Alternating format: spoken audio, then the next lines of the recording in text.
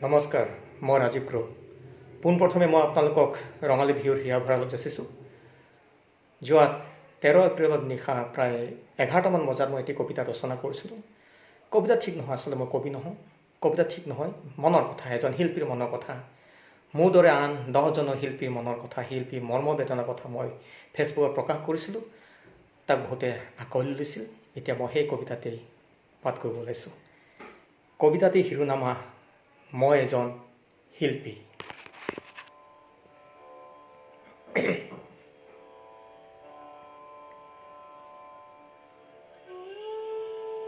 মোৰ ঘৰত খাবলৈ নাই,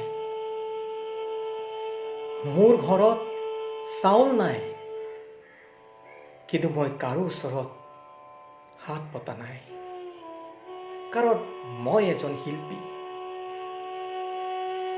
কামৰ বিনিময়ত বহুতৰ পৰা টকা পাওঁ, কিন্তু মই ফোন কৰি কৰি তেওঁলোকক টকা খোজা নাই, কাৰণ মই এজন শিল্পী।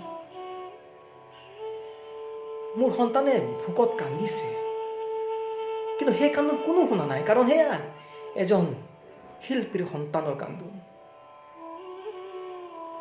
মোৰ সন্তানে দালি ভাত খাই আছে, কিন্তু আইতাকে যেতিয়া ফোন কৰে মাংস ভাত খোৱা বুলি কয়, কাৰণ সিহঁত এজন শিল্পীৰ সন্তান।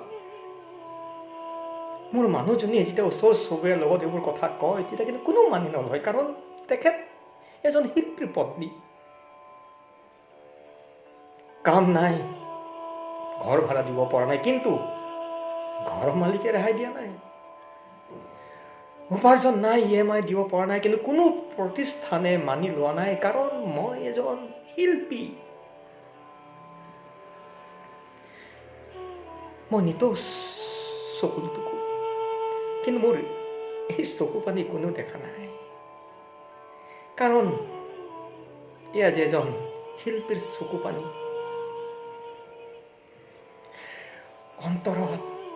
অন্তৰত আছে হেজাৰ দুখ, কিন্তু মই কাকো ক'ব পৰা নাই। অন্তৰখনে কান্দিলেও মই কিন্তু হাঁহি আছো,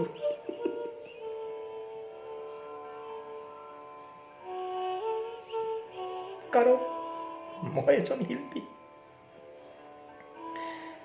আনৰ বাবে মই বহুতবাৰ কান্দিছো, বহুতবাৰ, কিন্তু মোৰ বাবে আজি কোনেও কন্দা নাই।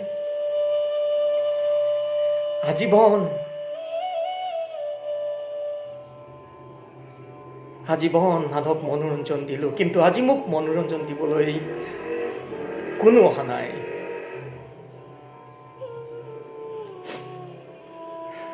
মাজে মাজে ভাব হয়, মই কিয় শিল্পী হলো? কোনে মোক শিল্পী সজালে? নামৰ লগত লাগি থকা এই শিল্পী শব্দটো মোহৰি নোহোৱা কৰিবৰ মন যায়, কিন্তু নোৱাৰো, কাৰণ মই যেতিয়া ৰাইজৰ শিল্পী।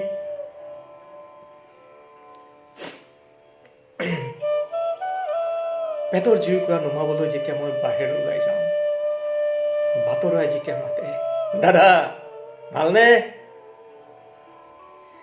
লগে লগে মিনিষতে পেটৰ জুইকুৰা নুমাই যায়, কাৰণ মই এজন শিল্পী।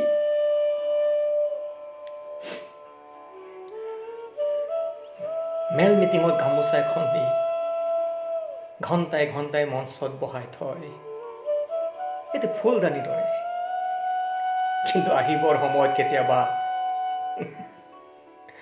তেলৰ দামটোও নাপাওঁ, কাৰণ মই শিল্পী। চৰকাৰৰ আছে ন আঁচনি, কিন্তু সেই আঁচনিবোৰে মোক ঢুকি পোৱা নাই, কাৰণ মই এজন শিল্পী।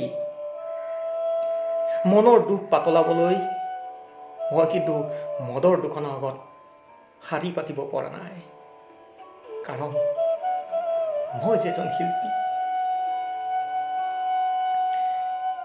চিঞৰি চিঞৰি কবৰ মন যায়,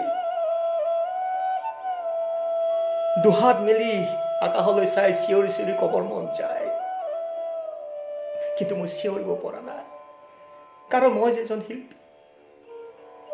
চিঞৰি চিঞৰি কবৰ মন যায়, ঐ মোৰো তেজ মঙহ আছেও, আনন্দৰে মোৰো ভোক পিয়া লাগেও, কিন্তু মই ক'ব পৰা নাই, কাৰণ মই যে এজন শিল্পী।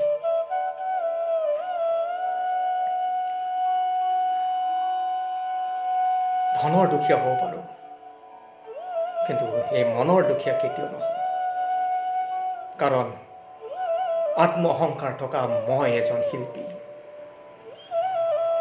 শিল্পী হৈ কিন্তু জন্ম লোৱা নাছিলোঁ, কিন্তু শিল্পী হৈ জীয়াই আছোঁ ৰাইজৰ মৰম আৰু আশীৰ্বাদৰ বাবে। এতিয়া শিল্পী হৈ জীয়াই থাকিম ৰাইজৰ বাবে। এতিয়া আজীৱন জীয়াই থাকিম, শিল্পী হৈ জীয়াই থাকিম, মৃত্যুৰ আগমুহূৰ্তলৈকে জীয়াই থাকিম, মৃত্যুৰ আগমুহূৰ্তলৈকে এজন শিল্পী হিচাপে শিল্পীৰ দায়িত্ব পালন কৰি যাম, কাৰণ